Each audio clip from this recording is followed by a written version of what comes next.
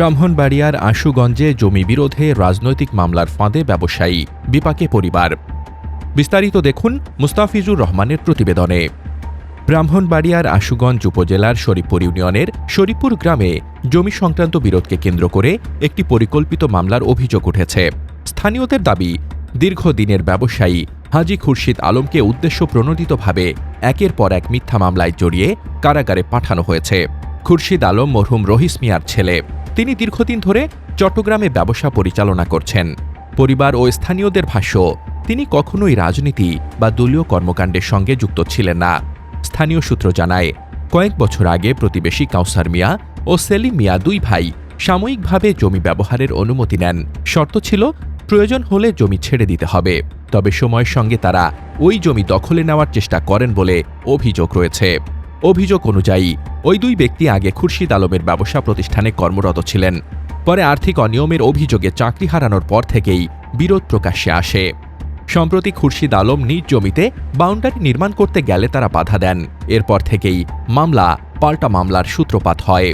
পরিবারের দাবি, জমি দখল পাকাপোক্ত করতেই খুরশিদ আলমকে রাজনৈতিক পরিচয় জুড়ে মামলায় আসামি করা হয়েছে।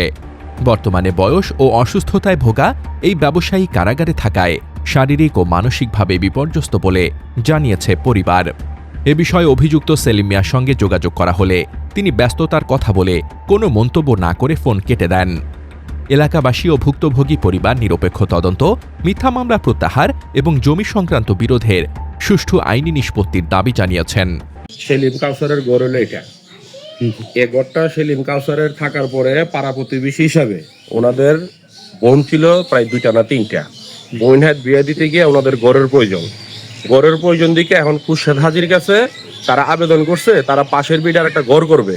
ঘর করতে গিয়ে যে জায়গাটা আছে, এই ঘরটা উঠাওয়ালা ওরা চাইয়া অর্ধেকটা ঘর খুরশেদ হাজির জায়গায় পড়ছে। অর্ধেকটা ঘর সীমানা হইলো এটা অর্ধেকটা ঘর খুরশেদ হাজির জায়গায় পড়ছে। ওরা বলছে যে আমরা একটু বড় করে ঘর করা লাগে, যাতে জামাই জমাই আসবে, মেহমান টেমান আসবে, আমাদের ঘর নাই, আমাদেরকে একটু জায়গা দেন, আমরা পরে ঘরটা ছোট করে নিব। এখন উনি এই চিন্তা করে দেখলো জায়গা তো পড়ে রয়েছে, আচ্ছা ঘর করলে করো, 3 সেট ঘর, অসুবিধা নেই, যে কোনো সময় ছোট করতে পারবো। ওই হিসাবে উনি অনুমতি দিছে, তারা ঘরটা একটু বড় করে করছে। অর্ধেকটা পড়ছে সেলিম কাউসারের জায়গা, অর্ধেকটা পড়ছে খুরশেদ হাজির জায়গা। এখন ওনার দোকান থেকে যখন কর্মচারী থাকাকালীন উনি বুঝতে পারছে, উনি গেছিল হজের থেকে উনি বুঝতে পারছে ওনার দোকানে অনেক কিছু নয়ছয় হয়েছে। হওয়ার পরে উনি আয়সা জন হিসাব কিতাব গরমিল পাওয়ার পরে উনি অর্ধেকটা ওদেরকে বিদায় করে দিছে, ওদের দোকান থেকে বিদায় করে দেওয়ার পরে 1-1.5 বছর পরে ওনার জায়গাটা ফেরত চাইছে, যাই বাউন্ডারি দিমু, তোরা তো জায়গাটা কিনছত পিছন দিয়া, তোরা ঘরটা ভাঙিয়া ওদিকে নিয়ে যা, আমার জায়গাটা ছেড়ে দে। তখন তারা জায়গা ছাড়ে নাই, 2-4 বার সালিশ হয়েছে গ্রামে, ওরা জায়গা ছাড়ে নাই। না ছাড়ার পরে উনি আইনের আশ্রয় নিছে যে আমার জায়গাটা ছাড়ে নাই কেন, আইনের আশ্রয় নিছে। আইনের আশ্রয় নেওয়ার পরে তারা হাজিরা দিতে গেছে, পরে তাদেরকে অ্যারেস্ট করছে, সেলিম এবং কাউসারকে। অ্যারেস্ট করার পরে তারা 10-15 দিন জেল খাইতে আয়সা সাইরা ওরা প্রতারণা মামলা দিছে এবং রাজনীতি মামলা ঢুকাইছে। আওয়ামী লীগের সাথে উনি কখনোই জড়িত ছিল না, উনি চট্টগ্রাম ব্যবসা করে, রাজনীতির সাথে উনি জড়িত না। সচেতন মহলও মনে করছে, ব্যক্তিগত বিরোধকে রাজনৈতিক মামলায় রূপ দেওয়ার অভিযোগ গুরুত্বের সঙ্গে তদন্ত হওয়া প্রয়োজন।